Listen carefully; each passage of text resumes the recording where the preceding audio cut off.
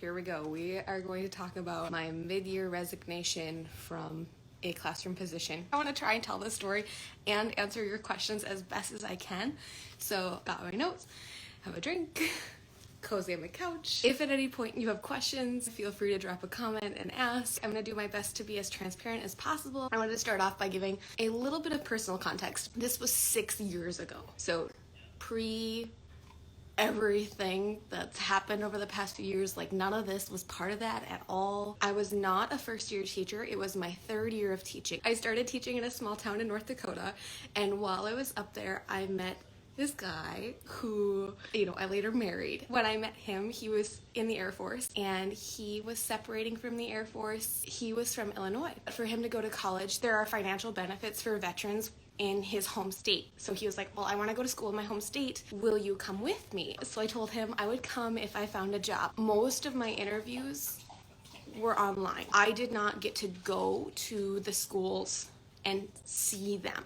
So everything that I had on the schools that I was applying at and considering, it was just the vibe of the admin and if there were teachers in the interview panel and that kind of thing, which I now totally recommend against. Don't go to a school that you haven't actually been to. Just don't do it. So I interviewed online, found this job in this town. The city was 40 minutes away from where my then boyfriend, now husband, was going to school at. But it was that's not that bad. It's better than 13 hours, that's for sure.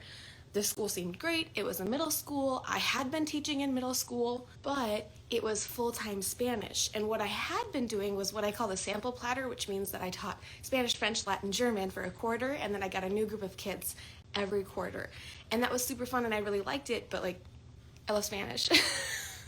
So this job that I found was full-time Spanish in a middle school. The admin seemed really great, really supportive. Again, got this job without ever having been to the school. Sweet, accepted it, turned in my resignation at my first school where I had a wonderful experience, all of that stuff. Bye guys. That summer happened. I found an apartment in this city that I'd never been to, all online, looking at reviews, doing all this stuff, moved there. In August, I met with my principal at my new school, and in that first conversation, she was like, okay, well, here's a map of the city. Do you already have a place to live? And I was like, yeah, it's August, school starting in 3 days. I moved in. And she was like, oh, okay, well, and she had this map and she was like, okay, well, avoid this part of town, avoid this part of town, avoid this part of town. Where did you say your apartment was again? And I was like, this is the address, and pulled it up on my phone to show her. And she was like, okay, so don't drive that direction and don't walk outside of your apartment. And I was like, where did I move to? Okay. So being from where I'm from, I'm not from a small town. I'm from North Dakota, so you're probably like, yeah, it's all small towns. I'm not from a small town, but I'm from a city where it's it's safe to go for walks and stuff. So for my principal to be like, okay, well, you found a spot to live, but don't go out. I was like, okay. But I also wasn't living super near my school. That kind of was all right, that's interesting. Got to school, had the new district teacher meetings, and the new teacher meeting was huge. And like I said, it was only my third year of teaching. I didn't really have a lot to compare it to. There was just a ton of brand new teachers to this district. And I was like, wow. I know it's a city. I had been teaching in a town, not a city, but this is just a lot. And kind of talking around, I found somebody else who was also a middle school Spanish teacher. We started bonding and talking, and we were both really excited about our new position. We found somebody who was in the high school, and we were like, okay, what can you tell us about the curriculum? Because we hadn't heard anything about what we were supposed to be teaching yet. And he was like, it doesn't matter. What do you mean it doesn't matter? It was a little bit of a longer answer, but his general response was it doesn't matter what you teach them in middle school, because whatever you teach them in middle school, whatever you manage to actually accomplish in your classroom, I'll just have to do it again in high school. And we were like, red flag, right? What do you mean what we teach literally doesn't matter in your district? That seems crazy. The school year then started and didn't have a curriculum. Tried to talk to the high school teachers about where do you start? And they were like, we started Spanish 1. I was like, okay, well, I teach 5th, 6th, 7th, and 8th grade Spanish. What do you, what am I supposed to do? There was nothing. And I'm like, okay, well, this is fine. Like, I can teach novice Spanish. That's not a big deal. This other lady that I had met during the new teacher training, she and I like started sharing resources and sharing ideas together and kind of planning our lessons together. And like, she was awesome. But we were like, we just decided to teach novice Spanish because zero guidelines at all. No guidance whatsoever on curriculum and pacing, which is, again, at this point, I would say that was probably like the least of my worries. Got my schedule, and there were 10 class periods a day, 30 minutes each. 30 minutes? That seems really fast. Okay. And it was like this crazy rotating schedule where, you'd have one section of 5th grade one day, and then another section of 5th grade 3 days later. And then the last section of 5th grade, you might see 3 times a week, but the other ones you'd only see 1 time a week. That was the kind of schedule that I taught. So it was 10 class periods a day of 5th, 6th, 7th, and 8th. But your 5th graders, all of your levels didn't get the same amount of time with you. What? How am I supposed to lesson plan when I'm going to see these kids for 30 minutes once a week and those kids in the same grade for an hour and a half? So I started kind of like planning some like more flexible lessons and just kind of like working around that and like just kind of again mentally preparing. And then I got my duties. It's not uncommon at all, I would say, at any school for a teacher to have additional duties, right? Lunch duty, before school duty, after school duty, bus duty, whatever. The middle school that I was at was a public school, but the students were expected to wear uniforms. They had to wear a certain color of pants, they had to wear a certain color of polo shirt, they had to have shoes with laces, and they had to have a belt, and their shirt had to be tucked in. So I got my duty, and my duty in the school was every morning during the homeroom time, I had to go around to every single classroom in the school and do a uniform check. So they gave me a clipboard with every kid on the school in it, and like a check of all the things that they were supposed to be wearing or how they were supposed to be looking. And if a kid like didn't have a belt, I had to send them down to the office and like check them off and give them, I don't want to say it was like a demerit, but it was like a warning. And then if they had so many warnings, I had to give them a detention. I've never met any of these kids before. So first of all, walking into their classroom on the first day of school, I worked with someone. So it was the 2 of us were on this duty together, but they had them all stand up, lift up their tucked in shirts just a little bit so you could see that there was a belt, and they had them do a full spin on every kid. I was very uncomfortable with inspecting what they were wearing and how they were wearing it, and like making sure that they followed the dress code. So then if they didn't have a belt, or if they forgot their belt, or they weren't tucked in that day or something, they got a little warning, and then we had to send them down and get them a belt and like all of this stuff. And it was just terrible. And I think part of it is probably because like who I am as a person and who I am as a teacher, whether or not your socks are the right color is not something I care about in my classroom. And so being given this duty and having to like police these children on what they were wearing, I was really uncomfortable with that. And the other thing that really stunk about it is that was my first interaction with every kid in the school, because it was the first day of school, and the first morning I was on clothing police duty. So I didn't really feel like I got a chance to like build a rapport or get to know these kids at all, because what was my first interaction with them? Well, you're not wearing a belt, go to the office. Like, this is insane. Why do I care? Part of me is like, yep, okay, this is the rules of the school, we're following the rules of the school. And the other part of me is like, I'm really not comfortable with this environment. I didn't know that that was going to be such a big part of the environment. Like I said, I had never been to the school. And then the other thing that was like, okay, so that was, all right, I'm going to do this duty, and it's fine. The other piece of that, like that was a really big environment piece, was that, so I mentioned that we had class periods that were 30 minutes each. We had to escort the children from class period to class period. So it's in middle school, so they rotated classes, but at the end of every class, you had to line your kids up in a single file line, make sure they all had all of their stuff, and then you had to escort them from room to their next class. And they were supposed to be silent in the hallways. They were like, we weren't interacting with any other classes. We weren't interacting with any class periods. Like, they gave out awards for which classes were the quietest in the hallways and things like that. The class period switches happened at the same time. So it wasn't like other classes were taking tests while we were out in the hallways. It was the expectation of like, you need to be silent, you need to walk single file, and you need to just get to where you're going. And that was another thing that I was like, what's wrong with having a 3-minute walk to the next class where they can talk?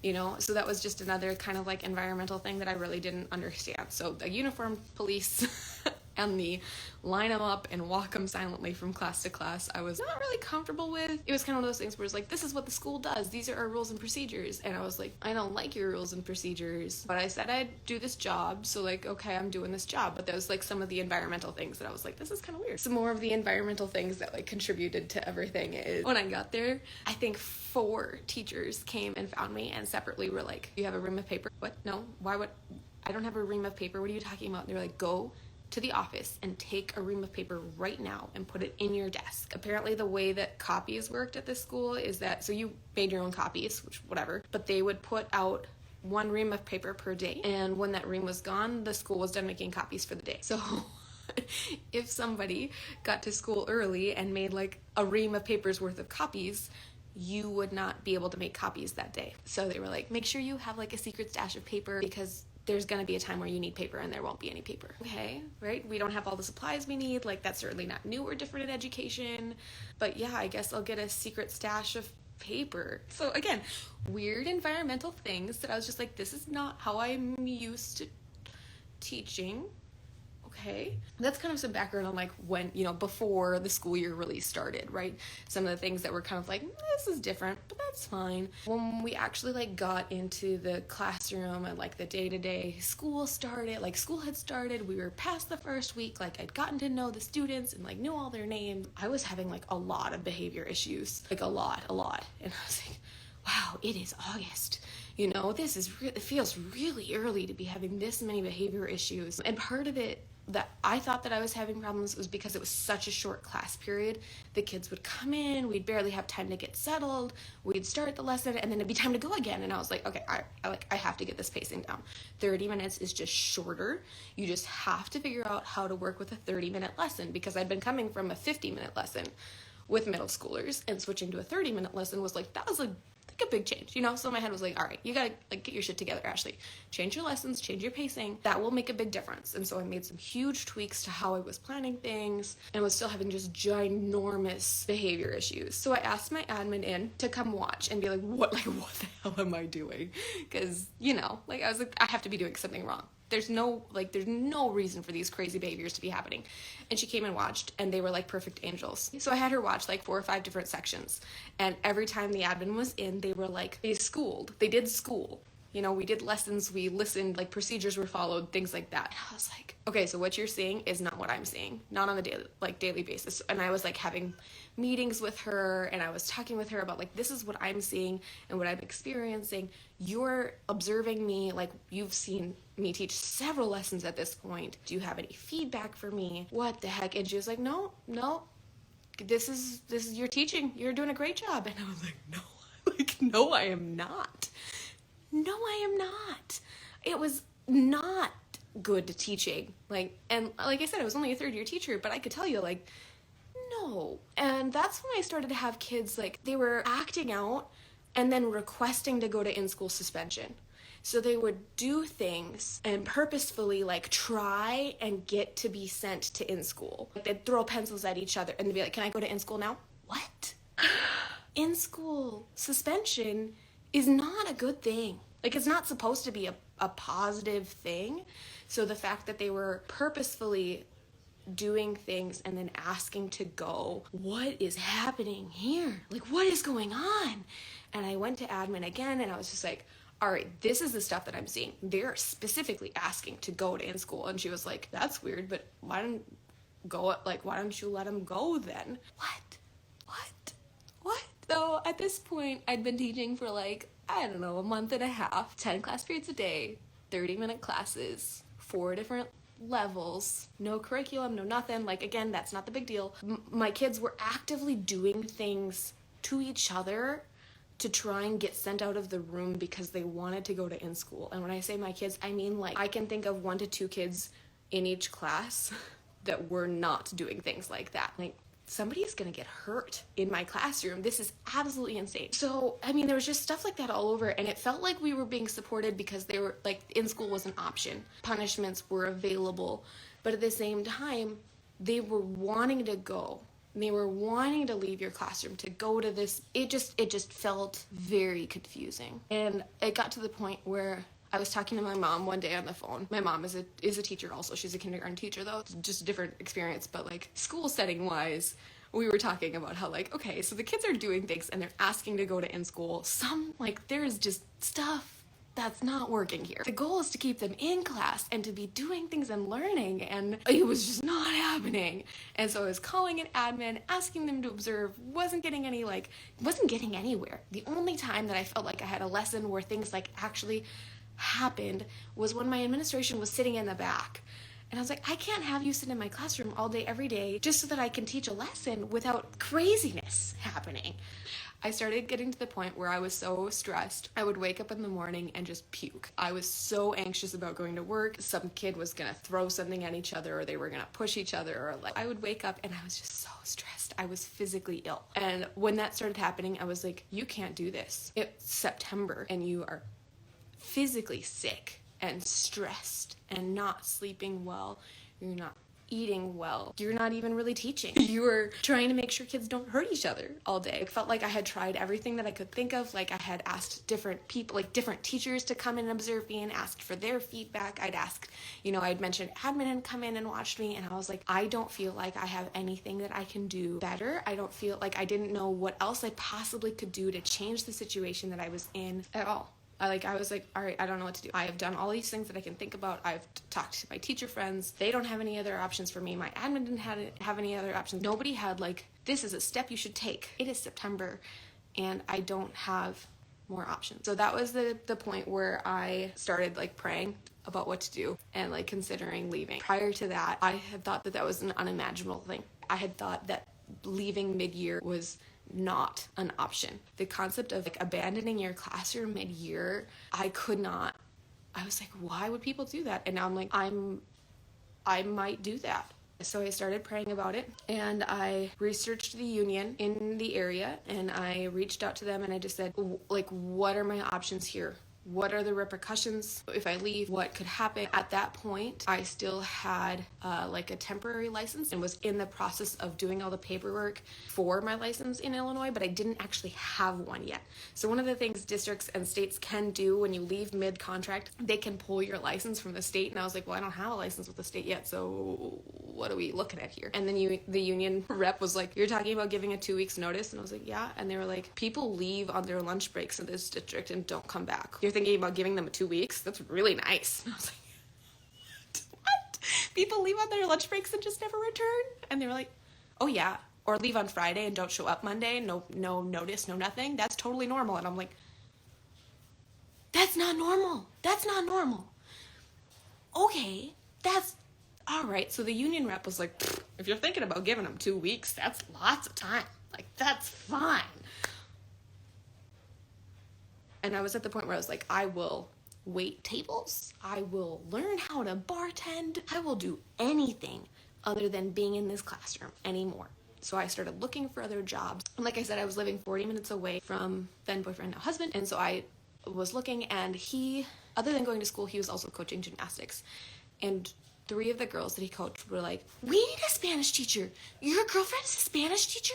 We need one. I picked up the phone and I called him and I said, I have news. And he said, I have news. His news was, there's a Spanish teacher position open in the city where I'm living. And my news was, I need to quit this job. And it was like, I've been praying about this. The union made it very clear that it was okay if I left. The fact that like, it just felt like God was like, here. This is what you're going to do. So I applied at that position in the town where he was at and had an interview with them. I talked to them about the behaviors that I was seeing, about the admin stuff, about the weird schedule, about the environment of the school, about what I wanted from my school, about what I wanted to give as a classroom. And I just was like, I'm talking about leaving a school mid-year, and this is why. And I just tried to kind of really lay it out. And the principal that I was interviewing with was like, okay, like, yeah. I wanted to be really clear. I require a supportive environment. I'm an awesome teacher. I was doubting it at the time because of the absolute insanity, but I was like, I know that I'm like a good teacher. And I laid that all out in the interview, and I just remember telling him, yeah, I'll leave and I would love to come work at your school. It's a really awesome school. I was actually physically present in the school, so I got to see what it was like and see how, like, what the kids were like and that sort of stuff. Finished the interview, We set a start date and I turned in my 2 weeks at the school that I was at. And the principal at the school that I was at was sad, but I don't think she was surprised. And I just mentioned environmental things, the behavior things, and just also like my own personal reasons. Like I moved 12 hours away from home and I was still living 40 minutes away from my boyfriend. That was really hard for me. Like I had no emotional support at all, had no friends in the town at all. So she understood and she was sad about it, but I also got the feeling of like, yeah, I knew this was coming. As far as the kids, she told me not to tell them. And my last day of school there, she was like, yep, still don't tell them. So school ended and she came on the loudspeaker and she's like, by the way, everyone, this is Miss Me's last day. We won't be seeing her. We thank her for her time. Okay. And so like literally some of the kids were already gone and some of the kids were like, wait, what? And I gave them like a quick sentence about it and they were like, oh, okay. The kids were fine. Prior to me being there, they didn't have a Spanish teacher. They had been using Rosetta Stone. They said they were going to look for another Spanish teacher, and if they couldn't find one, they were just going to go back to it. Honestly, I don't know what they wound up doing. And I can't say that I wound up burning bridges because I can't say that I ever really felt like I had bridges established. The one teacher friend of mine who I made during that new district welcome thing, she and I are still, like, we still talk. She actually was living in the town that I moved to, and that's a bridge that did not get burned because she was in the same situation. She understood. Oh, you guys asked if I felt guilty. Yes, of course I felt guilty. I mean, the whole time I was even thinking about it, I felt so guilty. But it got to the point where it was like, okay, am I going to put myself through this and literally never teach again? I knew that was the thing. It was like, I could try my hardest to fight through the rest of this year. Again, it was September. We had the whole rest of the year around. I was like, okay, do I push through this and then never ever teach again? Or do I like watch out for my own health? Because again, I was having physical reactions to the anxiety and stress. Again, not eating, not sleeping, none of that stuff. And I was like, this is not okay. You know, I can't do this. And so having those kinds of feelings and realizing that I could move on and protect myself, right, and my own health. And I still felt guilty about that, which is why I sat down and I prayed about it. And I said, like, God, what do I need to do? Like, what do I do here? And I prayed about it and I prayed about it and I prayed about it. And then that was when I had that phone call. And it was just like, God made it so clear. And I was like, all right. And you know what? The school that I went to, amazing. I was there for the next 4 years. Fantastic department, fantastic district department, worked with some amazing people. I truly had one of the best experiences I've ever had in my teaching career. It was the right decision, and I found a school that was the right environment that supported me and that I was able to contribute. I was able to contribute to their team too, and it was just the right fit. It was just the right choice. Looking back, I don't regret it at all. None. That's my mid-year resignation story. Mid-year is maybe a little misleading because I started my new job October 1st. So if you're considering it, pray about it first. Or always while you are considering it, right? Make sure prayer is guiding you. Consider the financial repercussions. What do you have as your backup plan? How do you know you are going to be taken care of? How do you know you are going to be safe? Maybe you have family to fall back on. Maybe you have somebody in a relationship with you or roommates with you who are willing to support you while you kind of get under your feet. But whatever it is, before you walk away, make sure you're going to be okay. It sucks because sometimes I know you're in a situation where you want to get out and you can't. So just, right, make sure you have some sort of backup. And then don't be afraid to look and put yourself out there. I went to another teaching position, which I know isn't always an option depending on where you are. One of the questions that I got that I don't know that I'm the best at answering was, well, what if you want to just leave teaching? What do you do? I can't really talk to that because I don't have a ton of experience in it, but I know that as a teacher, you have amazing skills that people don't have. You know how to get people from point A to point B and to communicate your message. You know how to work with people. You know how to lead groups. You know how to manage tasks. You know how to plan out long-term and short-term periods of time. There are skills that you have as a teacher that are desirable in any workplace. And on top of that, as a Spanish teacher, you're multilingual, which is just a whole other skill. So just think about if you're considering leaving and you want to leave teaching in general. My advice to you would be, don't sell yourself short. Apply with confidence, interview, and remind yourself that you do so many things every day as part of teaching. If you're feeling like I need to leave the classroom and I need to leave teaching in general for a little bit, apply, talk to people, and just know that you don't want to sell yourself short because you have all of these other skills. All right, if you have any questions, if you need anything, hopefully you know I'm here to support you. Hopefully that answered all your questions that you had about a mid-year resignation. And I know everybody's situation is a little bit different, so my story is probably a little bit different than somebody else who's left mid-year, but I tried to answer all your questions. But if there's anything else that you think of while you're watching, just drop me a comment and I will do my best to be fully transparent with you about all of that. All right. I hope you have a wonderful rest of your day. Bye.